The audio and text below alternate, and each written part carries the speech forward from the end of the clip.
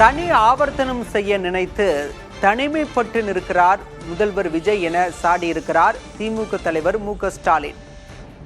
மேகதாது விவகாரத்தில் கர்நாடக அரசுடன் பேச்சு நடத்துவது பயனளிக்காது என்று ஏற்கனவே முன்னெச்சரிக்கையாக எச்சரித்தோம் என்று குறிப்பிட்டிருக்கிறார் திமுக தலைவர் மு.க.ஸ்டாலின்.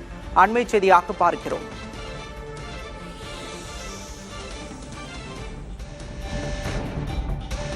விவரங்களோடு செய்தியாளர் ராஜ்குமார் இணைந்திருக்கிறார். ராஜ்குமார், தற்போது திமுக தலைவர் ஸ்டாலின் முதல்வர் விஜயை சாடியிருக்கிறார். என்ன விவரம்?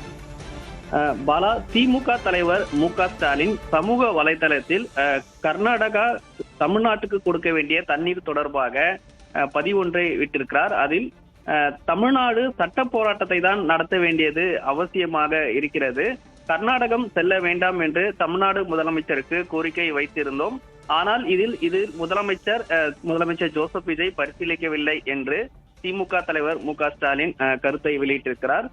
கடந்த காலத்தில் தமிழ்நாட்டுக்கு கிடைக்க வேண்டிய உபரி நீர் வெளியேற்றம், வடிகால் பகுதி உள்ளிட்ட அனைத்துமே சட்ட ரீதியாக தான் தமிழ்நாடு போராடி பெற்றிருக்கிறது.